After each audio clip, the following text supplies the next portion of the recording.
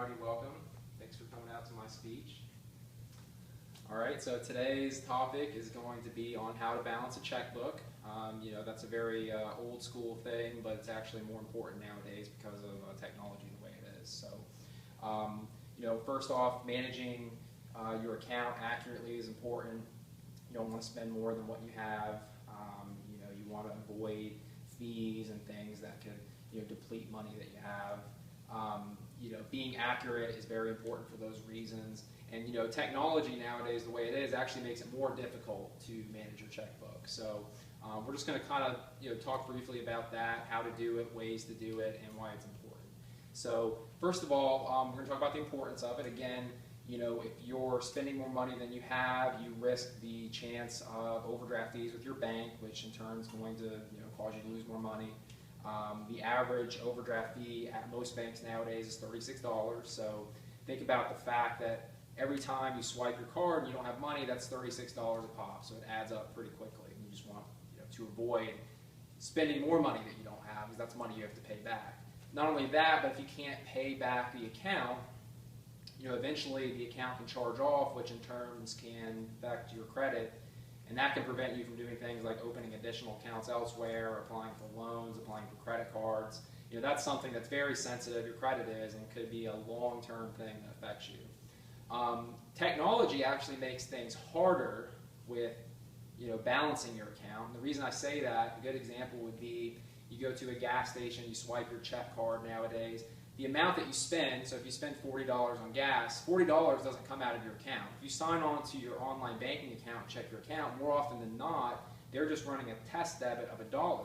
So if you're going by your available balance on online banking and using that as a gauge to tell how much money you have, it's not going to be accurate, because you have $40 realistically you just spent, but your available balance is only showing $1 deduction. So even simple things like that can completely throw the balance off. And then of course, even though checks aren't a new invention, you write a check to someone for $20, that's insignificant, but say it's a check to your local church for $250. Online banking and technology don't have ways to account for that yet. So when you write the check, it basically floats out there until the person that it was written to actually deposits it. So until they deposit, you're not actually going to see it coming out of your account. So again, that's money that's out there that's not reflected in your available balance online, and will throw you off. So that's more potential that you could overspend and incur fees.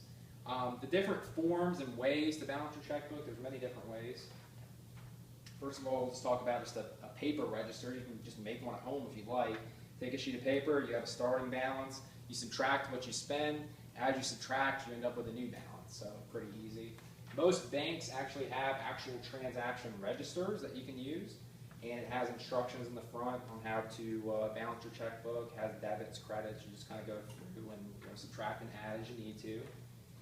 Even with debit cards now, there's a check card register that you can keep in your wallet. And this is the size of the check card. It fits in nicely with your card. Same deal, has the instructions. Since a lot of people don't write checks and carry these big checkbooks, this a lot of times is a nice substitute to have in there and use. So it's pretty neat, nifty. And also, if you have a smartphone, like an iPhone or an Android phone, a lot of times there's check register apps that you can download, and you can input your account information that way too. So there's a lot of different ways to do it. A lot of people like pen and paper, but if you're into technology, you have those aspects as well, so it's good. So basically on how to balance a checkbook, it's very simple. You can use your app, like I said. You can use pen and paper. I'll use this example just because it's bigger. You open an account. Even if you don't open an account right away, you kind of just start where your balance left off. But you have a starting balance. So in this example, it will be $100. As you spend money or as you add money through maybe a paycheck or something, you're going to just add and subtract to get your new balance. So say you start out with $100, you go and spend $50 at the gas station, which again would show up as $1 on online banking, but with your check register, you can accurately put in there and have your actual current balance.